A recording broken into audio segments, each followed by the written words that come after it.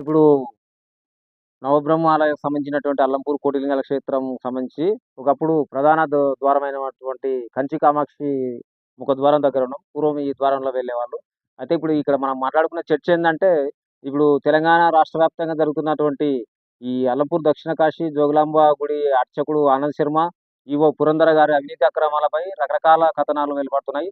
అందులో విని నేను గూడా ఈ అనంతపురం సంబంధించిన ఒక కోటిలింగాల కోవిల్ అనే పుస్తకం రచించడం జరిగింది. శ్రీ జోగులాంబ వారి సినిమా నిర్మించడం జరిగింది. నాకు గూడా బాధ అనిపించి నా మనసులో భావం చెప్పడం నేను గూడా రావడం జరిగింది. అదేందంటే ఇప్పుడు మనం చెప్పుకున్నటువంటి ఆనంద్ శర్మ గారు పూర్వము వారి తండ్రి గారి నుండి ఆయన వాళ్ళు మధ్వం వైష్ణవ మతానికి సంబంధించిన వాళ్ళు. వైష్ణవ టెంపుల్స్‌కే పూజ చేశారు వాళ్ళు. శ్రీ వెంకటేశ్వర స్వామి, శ్రీ లక్ష్మీనరసింహస్వామి, శ్రీ శ్రీకృష్ణ మందిరానికి సంబంధించిన మందిరాలకు అర్చకత్వం చేసేవాళ్ళు వాళ్ళు. ఆయన వాళ్ళ నాన్న మరణాంతరం ఈ ఆనంద్ శర్మ ఈ ఆలయాల్లో అర్చకత్వంగా కొనసాగుతూ నిరంతరంగా ఇక్కడ జరుగుతున్నటువంటి అక్రమాల్లో పాలుపంచుకుంటున్నాడనేది కొన్ని సంవత్సరాల నుండి జరుగుతుంది.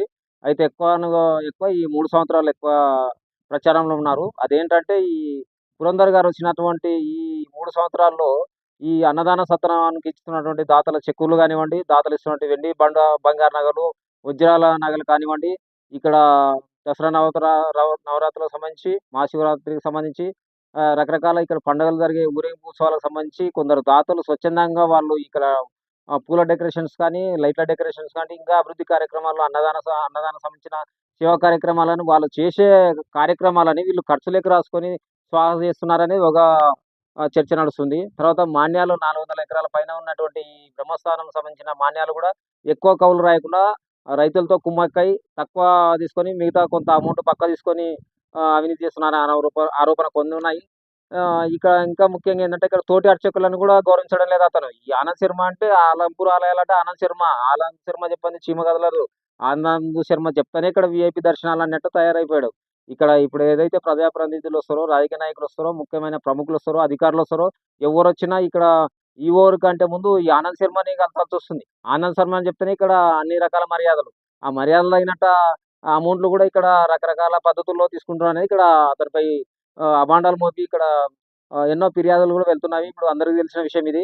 కాబట్టి ఇది ఇన్ని అకృత్యాలకు కారణం ఏంటంటే ఇప్పుడు ప్రధానంగా తన భార్య పేరు మీద సాక్షి పేపర్ జర్నలిస్ట్‌గా వాడుకుంటూ దాన్ని ఒక ఆయుధంగా మలుచుకుంటూ ప్రతిది నాకు తెలుసని నేను జర్నలిస్ట్‌ని ఇక్కడ ఏం చేసినా అని చెప్పేసి చిన్న చిన్న తప్పులకు ఎట్లా చేయాలో సలహాలిస్తూ, ఆ సలహాలిచ్చిన తప్పులని అతడు వీడియో రూపంలో దాచిపెట్టుకొని వాటి బ్లాక్‌మెయిల్ ద్వారా తన పుట్ట గడుపుకుంటూ నిరంతరం కొనసాగుతున్నాడు. దీనికి ఉదాహరణనే ఈ మధ్యలో స్థానిక ఎమ్మెల్యే గారిని కూడా అలా కర్నూలులో సినిమా థియేటర్‌లో తన ఫ్యామిలీతో పోయినటువంటి ఎమ్మెల్యే గారిని ముఖానికి గుడ్డ కట్టుకొని ఘాటుగా